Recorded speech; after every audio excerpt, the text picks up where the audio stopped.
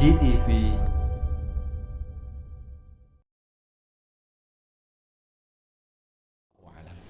Baik Ustaz, untuk berikutnya pertanyaan dari Winnie. Pertanyaannya, Assalamualaikum warahmatullahi wabarakatuh Ustaz. Waalaikumsalam warahmatullahi wabarakatuh. Ustaz, saya Winnie, seorang muslimah. Saya ingin bertanya Ustaz. Gini Ustaz, saya ini ingin sekali hijrah Ustaz, dan keinginan saya sangat besar, tapi kenapa jalan untuk menuju ke hijrah sangat sulit Ustaz? Saya masih banyak memikirkan masalah duniawi. Kadang saya tak jarang selalu menangis jika ingat ingin hijrah namun belum terlaksana Ustaz. Ya, jadi segala sesuatu yang belum terbiasa itu kalau tidak dimulai maka tidak akan bisa-bisa.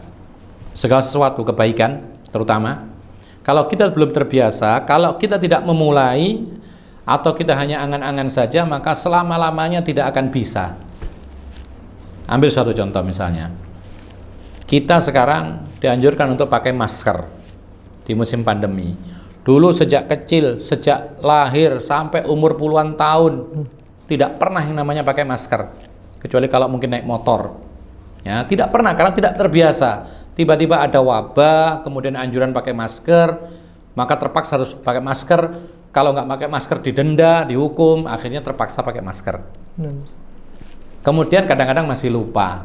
Kemudian besoknya kadang-kadang lupa, semakin jarang lupa. Akhirnya lama-lama terbiasa. Ketika lupa nggak pakai masker, ada yang kurang rasanya. Mau keluar rumah, loh, ada yang kurang ini. Oh, ternyata nggak pakai masker. Karena terbiasa pakai masker.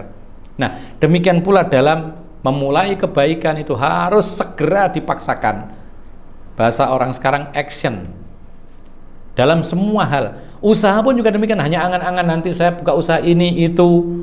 Kira-kira untungnya sekian-sekian, kalau nggak mulai-mulai ya nggak jadi-jadi. Demikian pula dengan hijrah. Sudah, faida azamta fatawakkal 'ala Allah. Kalau engkau sudah bertekad, mulai gerak.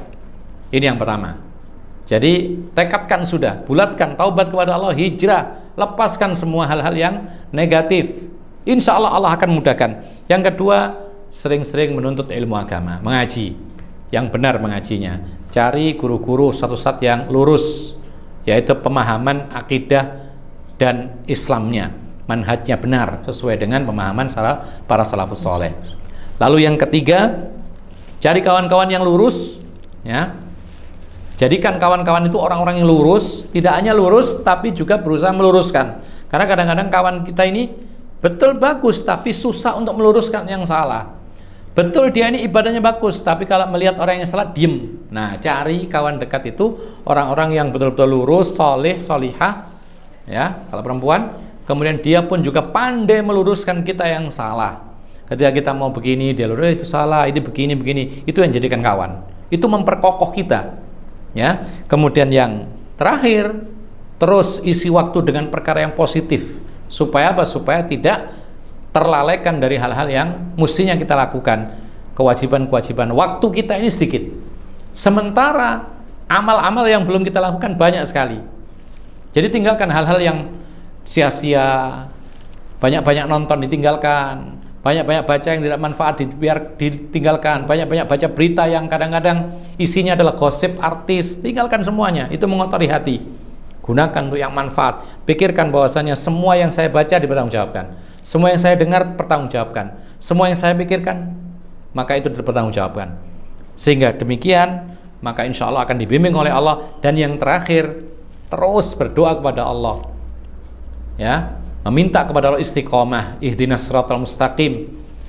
Kemudian ya muqallibal qulub tsabbit qalbi ala dinik, ya musarrifal qulub sarif qalbi ala ta'atik.